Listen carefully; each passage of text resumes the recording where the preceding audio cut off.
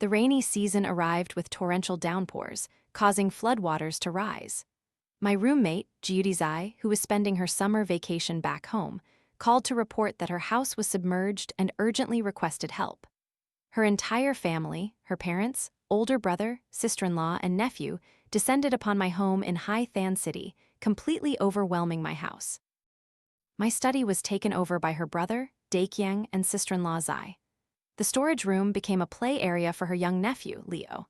Her parents, with their large flock of poultry, turned my living room into a barn, leaving me to contend with piles of waste daily.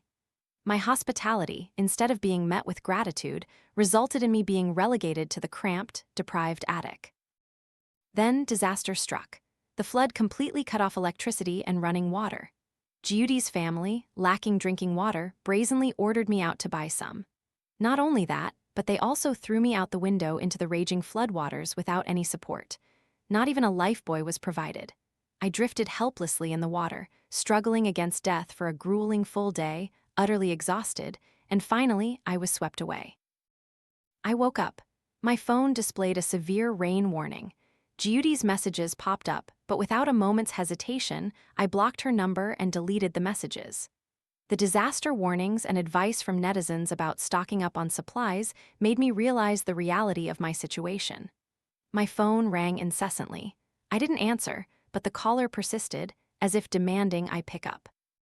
I switched to silent mode, continued searching for information online, then checked the calendar, reassuring myself.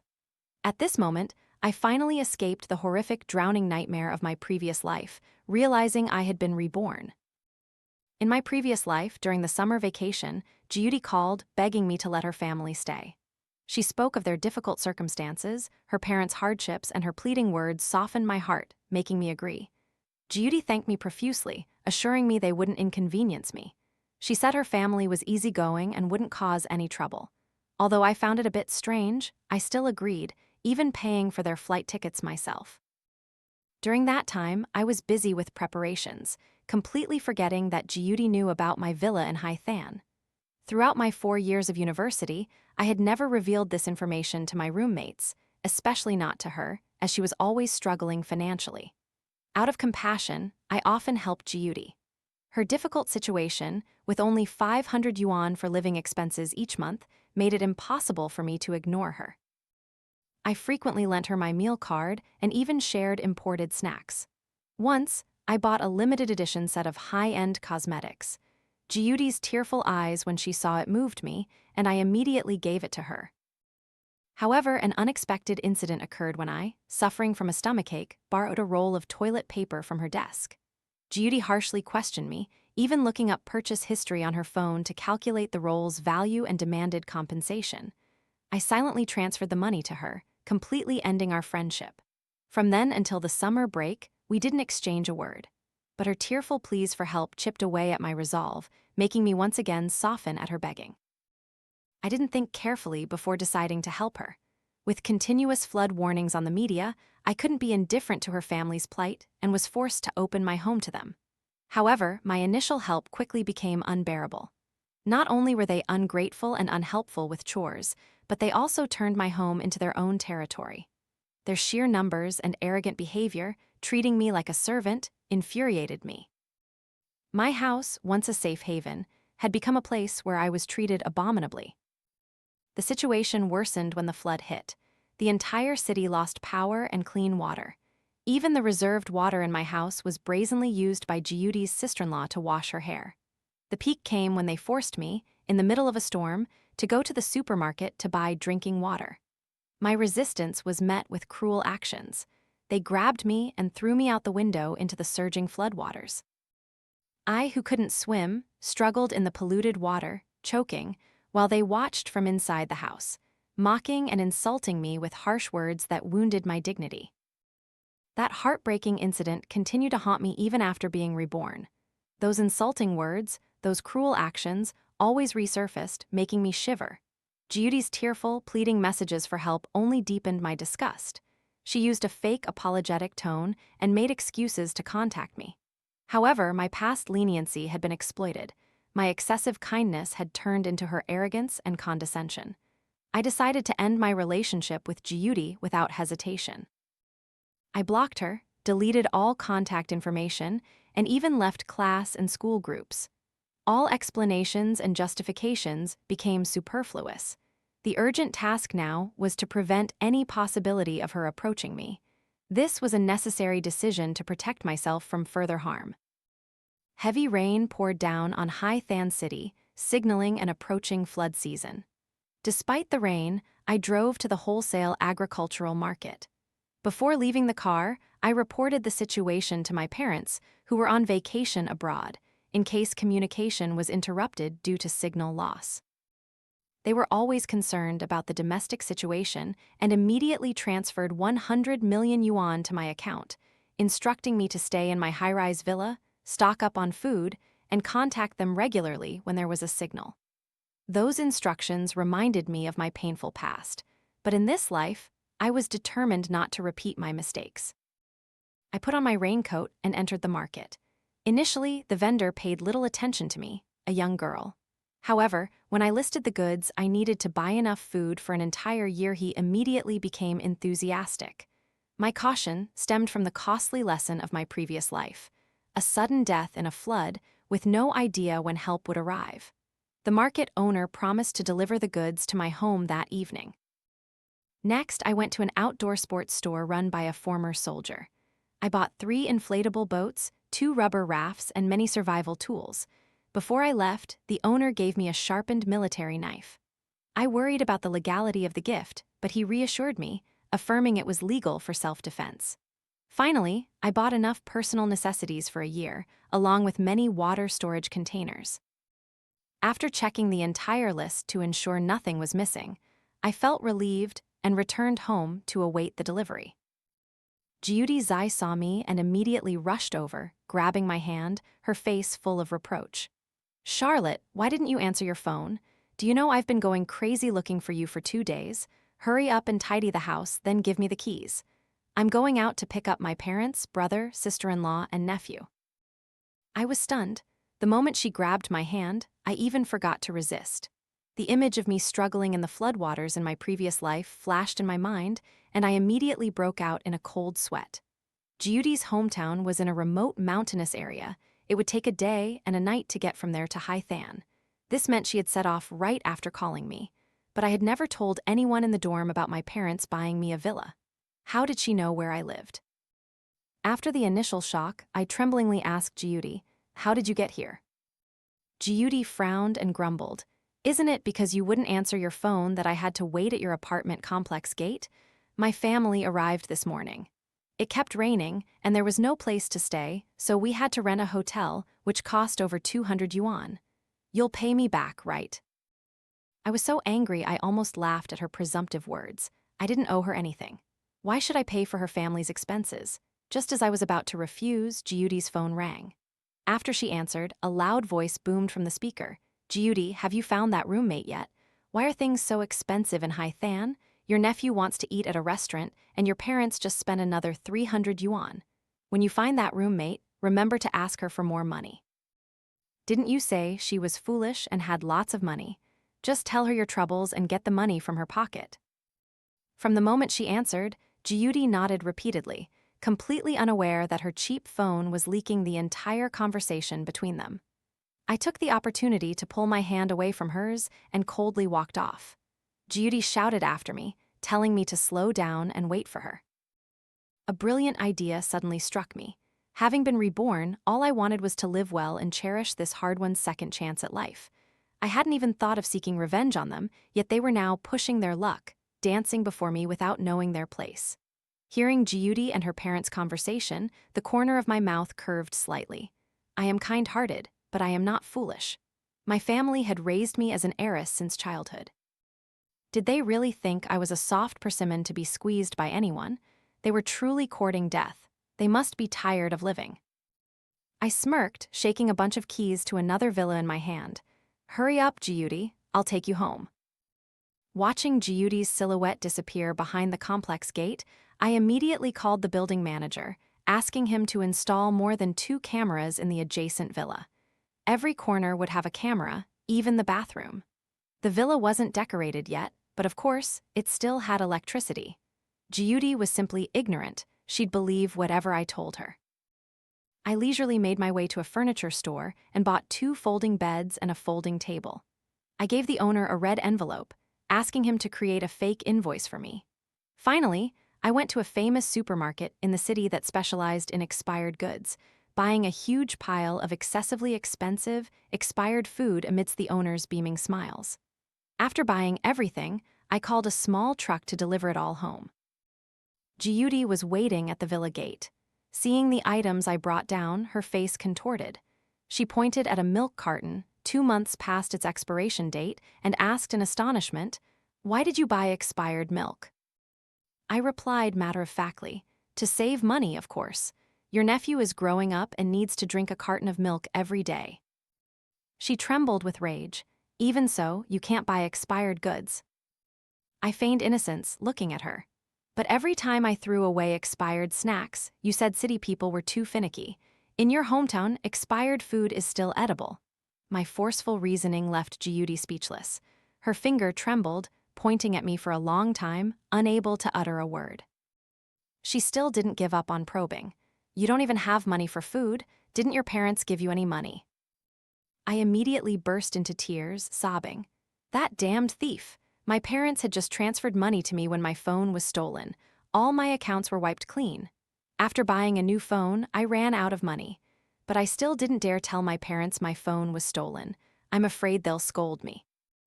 Judy's family favored sons over daughters. She was often beaten and scolded. My words, naturally, didn't make her suspicious. On the contrary, hearing my story, she even laughed happily. She patted my shoulder, sighing, "You're always so proud. I told you not to buy expensive phones. Now look, your phone is gone." I smiled in agreement with her, but inwardly I was cold. In my previous life, I pitied her, which led to her entire family staying in my house. As a result, they not only freeloaded off me but also treated me like a servant. When they ate, I wasn't allowed to sit at the table.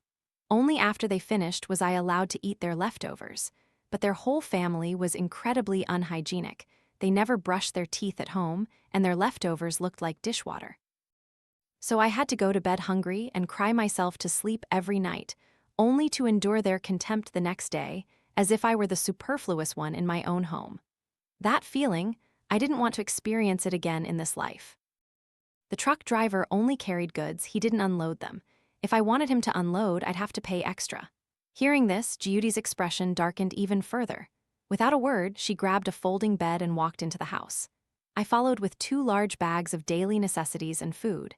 Seeing her back drenched in sweat, I couldn't help but smile. If she wanted to be a beast of burden for that exploitative and patriarchal family, so be it. Don't drag me into it. I'm not like her, fond of carrying such heavy things. As soon as she opened the door and stepped into the living room, Judy's pig-like nephew, Leo, rushed out and crashed into her with full force. Both fell down. Judy was knocked flat onto the ground, and the folding bed in her hand instantly shattered. She stared blankly, momentarily unsure whether to blame the nephew for not looking where he was going or to blame the poor quality of the bed. Just then, her mother, Mother's Eye, walked out, angrily glaring at her, then at me, standing behind her. "Useless girl, you knocked down my grandson. Are you going to pay for him if he's hurt?" Hearing this, the nephew immediately clapped his hands and cheered, "Useless. Judy is useless." In my previous life, Leo was mischievous in my changing room, playing with my custom-made jewelry as if it were trash. I spanked him once, and as a result, I was immediately grabbed by Judy's parents. Father's Eye rolled up his sleeves and slapped my face more than twice. I was beaten dizzy, the corners of my mouth torn, my hair disheveled. "You little brat, how dare you hit our Yao? Are you tired of living?" I looked at Judy in disbelief, hoping she would say something to help me. Instead, she nodded in agreement. "Charlotte, why did you hit my nephew? He's a boy. Can you compensate us if you hurt him?" I couldn't believe she could say such things. She should have known that if I hadn't taken them in, their whole family would have been swept away by the flood. How could they still be here? Tears streamed down my face from the pain, but no one came to comfort me. Mother's Eye even grabbed my hair and forced my head to the ground, making me kowtow and apologize to Leo. "You slut! How dare you hit my precious grandson? Unless you kowtow to my grandson 88 times, don't even think about getting up."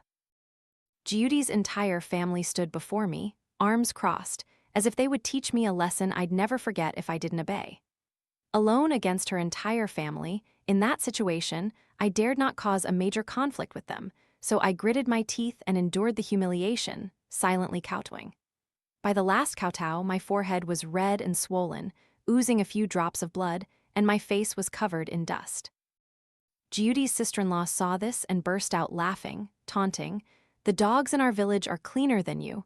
Don't get near Yao with that dirty appearance, you'll contaminate him." Father and Mother Zai, finding this reasonable, chased me up to the attic. Exhausted, I collapsed on the attic floor.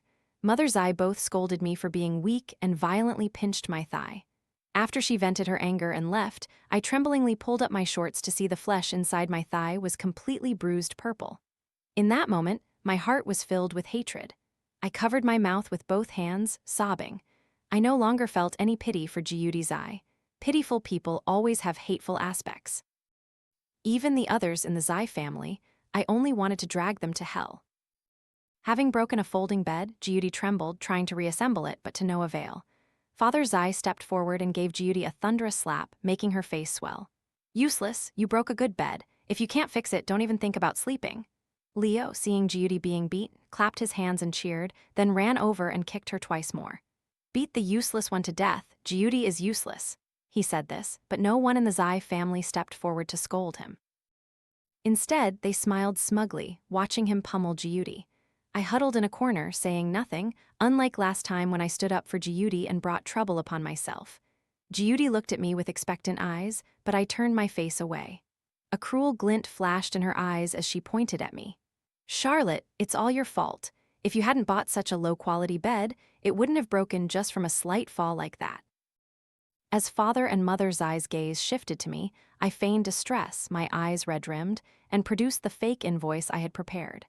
"Judy, why are you falsely accusing me? The purchase invoice is clearly here.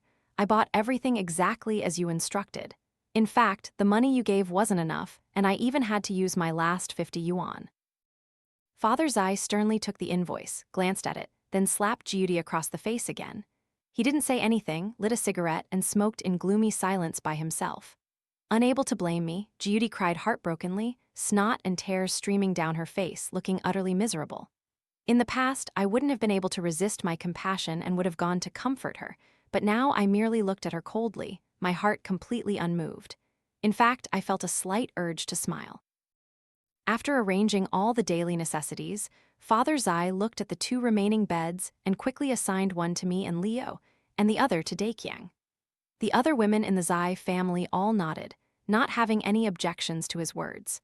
I certainly couldn't stand against the majority, so I had no choice but to lay down plastic bags on the floor with them and sit down perfunctorily.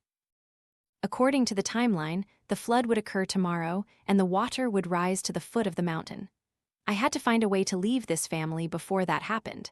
After all, my villa was fully stocked with supplies. I didn't want to stay here with them, living miserable days of hunger and hardship. Moreover, every second spent with them felt suffocating. I patiently waited for my opportunity, and it finally arrived. In the middle of the night, Leo got a stomachache. The boy burst into wails. "Grandma, Grandpa, my stomach hurts so much." Hearing Leo's desperate cries, everyone in the Zai family hastily got up, rubbing sleep from their eyes, and observed him. Leo was drenched in sweat, tossing and turning on the bed. His chubby foot kicked Father Zai squarely on the head. A black footprint immediately appeared on Father Zai's face. He grimly wiped his face. "What's wrong?" Leo's face was pale, and he shrieked like a pig being slaughtered. "I don't know, my stomach hurts so much. Am I going to die? Grandpa, Grandma, save me." Where they couldn't see, I wore a triumphant smile. The food I had bought was all expired. Some had even been expired for a year. In this hot summer weather, they had long since spoiled. Leo was greedy by nature, eating indiscriminately during the day. Father and Mother Zai didn't stop him, letting him eat as much as he wanted. Sure enough, by evening, Leo started having stomach pains. The boy vomited and retched for half an hour. The villa was filled with a mix of sour and foul smells. Everyone's face was grim. Fortunately, I had prepared by smearing some perilla balm under my nose, so I didn't smell the stench. But Judy couldn't stand it. She had gotten used to the comfortable life I provided in the dorm, and now she couldn't tolerate this environment, so she clutched her stomach and vomited. Just as she lifted her head, her hair was grabbed by Daekyang, and she received 2 violent slaps. Daekyang's face was ferocious. Useless. Are you getting bold? How dare you insult my nephew? Jiyuri was beaten to tears, hastily shaking her head in fear. At this moment, I feigned an accidental remark. Children have weak resistance and can't endure this. You should give him medicine quickly. While the water hasn't risen yet, you can still go to the pharmacy to buy it. Tomorrow it'll be too late. Hearing this, the entire Zai family looked at me in unison, their eyes revealing shrewdness and calculation. Jiyuri was the first to speak. Charlotte, why don't you go buy medicine for my nephew? Only you know the way. No one in our family knows. I feigned hesitation, looking at Leo with pity. But it's night time now. I'm afraid of the dark. Or maybe we can wait until tomorrow morning. What are you waiting for? Can't you see my son is vomiting like this? Can he wait? If you're afraid of the dark, take a flashlight. You're an adult, what's there to be afraid of in the dark? What a useless thing. As soon as she finished speaking, Daekyang's wife scolded me relentlessly. She cursed while grabbing my hand and pushing me towards the door. Go buy medicine for my son immediately. Don't come back if you can't get it. I clung tightly to the door frame, pretending not to want to leave. No, you can't treat me like this. This is my house. Daekyang laughed harshly, looking at me with a menacing expression. Your house is now the Zai family's house. A little girl like you wants to make a scene? Be smart and go buy medicine for my son. Otherwise, my fists won't be gentle. My eyes reddened, and tears of humiliation streamed down. I looked up at all of them. I'll get the medicine. Please don't kick me out, and please treat my house well. This is my home. After I spoke, Jiyuri pushed me out without hesitation. Behind me, they hastily slammed the door shut, leaving only one sentence. Don't come back if you don't get the medicine. It was so ridiculous it was to die for. Who would want to return to that disgusting place? Inside the villa, the boy was tormented by the laxative, vomiting so much that it was like a self-cleaning septic tank. I deliberately cried out a few times outside. Once their voices faded, I quietly went to my own villa. Back home, I took a hot shower and hummed a song. The next morning, the floodwaters arrived as expected, roaring furiously and spreading to the villa door. With experience from my previous life, I knew the flood would only rise to this level, so I wasn't panicked. I turned on the surveillance cameras. I ate potato chips while watching the chaotic scene of the Zai family. They hadn't prepared flood barriers, and their food was haphazardly piled at the door. The floodwaters poured through the gaps, drenching all their provisions. Father Zai angrily pointed fingers and verbally abused Mother Zai and Jiyuri, while Daekyang stood by, grim-faced and silent. A night had passed, but Leo was still vomiting. The villa floor was covered in his waste. Daekyang's wife followed behind, looking disgusted, cleaning up. The floodwaters had arrived, so they dared not open the windows, fearing that the next moment the water would rush into the house.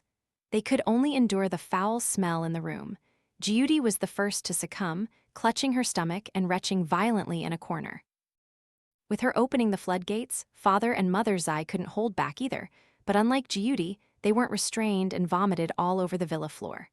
The vomit covered every patch of floor, leaving no standing room. Through the screen, I felt as if I could smell the stench in the villa, only wrinkling my nose in disgust. The potato chips in my hand suddenly lost their appeal. Helplessly, I put them down, wearing a mask of sorrow on my face. The first day passed like this. Apart from Leo's vomiting and Father Zai's rage, there was nothing worth watching. I lay on the sofa, found a novel, and read it while drinking water, trying to soothe my recently bruised mood. Since university, the hectic daily life had rarely allowed me to calm down and read. This flood was a rare period of respite for me to enjoy the pleasure of reading. Having made up my mind, for the next few days I woke up on time, ate on schedule. My life was incredibly disciplined. Outside, the flood raged, but inside my villa it was as warm as a paradise. 7 days passed, and I opened the surveillance cameras again. The Zai family's spirits had collapsed. They huddled in different rooms of the villa, clothes disheveled. No one spoke a word to anyone. Because their food had been soaked by the floodwaters, they had starved for several days. On the second night, the surveillance system recorded Leo writhing, demanding food. His parents refused to give him contaminated provisions, instead offering expired snacks. As a result, Leo suffered from severe diarrhea, even with blood in his stool, a more serious condition than before. Beside him, Daekyang's wife cried hysterically in despair. At the same time, Judy vomited violently. This process ignited the fury of Daekyang and his wife. The two rushed to brutally beat Judy. The young girl's desperate cries for help were ignored. Mother Zai, instead of pitying her, flew into a rage, repeatedly slapping Judy's face and scolding her as useless, saying her crying depleted the family's good fortune. During my days in the dorm, I tried to avoid conflict with Judy to protect her self-esteem. However, after successive beatings from her family, Judy reached her breaking point. The final, useless, insult made her lash out, punching her mother in the stomach. Useless? You gave birth to me, so you're useless too, Judy retorted indignantly. You're also a useless old hag. Her face contorted, devoid of any fear, the young girl stared directly at her mother. Mother Zai couldn't believe her eyes, crying desperately and lamenting to the heavens. However, Daekyang and his wife were busy caring for Leo, and Father Zai leisurely smoked his pipe. No one helped her. Mother Zai fell silent. Judy coldly retreated to her room, slamming the door shut. Judy's act of defiance led to cruel punishment from her family. She was starved for many days, cowering in a corner of the house, watching others eat their fill. A malicious glint flickered in the young girl's eyes. 2 nights later, when Leo sneaked out of bed to find food, Judy suddenly came from behind and choked the boy. Despite his violent struggles, Leo couldn't escape death by suffocation. Judy then threw the boy's body into the rising floodwaters and then feigned panic, reporting to everyone that Leo was missing. Her explanation that Leo had opened the window himself to get some fresh air during his illness seemed plausible. Mother Zai collapsed in despair, thinking of her unfortunate grandson. Father Zai sighed, and along with Daekyang, defied the raging floodwaters to search for Leo. However, as soon as they opened the door, floodwaters surged into the house. Daekyang's wife frantically slammed the door shut, watching the three from the window. Standing behind her sister-in-law, Judy unexpectedly struck, plunging a fatal knife into Daekyang's wife's chest. Subsequent stabs ended the poor woman's life. I watched the entire tragic progression on the surveillance monitor. After committing the crime, Judy stood stunned by the window, then laughed, then cried hysterically. I didn't care about her mixed emotions. Her glee or pain were just chaotic sounds. I turned off the camera, knowing she couldn't survive long in those harsh conditions. If the 3 remaining Zai family members were lucky enough to escape death, they would not be able to return to this house. This was a complete annihilation. In the days that followed, I lived peacefully, enjoying a comfortable life while the flood raged. After 2 months, the water receded, and the scent of revitalized life spread. I opened the camera one last time, seeing Judy's decomposed body in the villa. Maggots covered her corroded body, her right hand still clutching the bloody knife. I reported my roommate's death to the police. With an alibi and being a victim of home invasion, I was released. At the forensic examination room, I happened to overhear horrifying information. Judy Zai had resorted to cannibalizing herself to survive. I felt no emotion, only seeing it as an inevitable outcome. Everyone has their own destiny. One should not interfere. I had learned a bitter lesson from my previous life. Do not get entangled in the karma of others. Judy Zai's death brought me no sorrow. The rain had stopped. A brilliant rainbow appeared in the sky. The darkness of the past faded, and a bright future awaited me.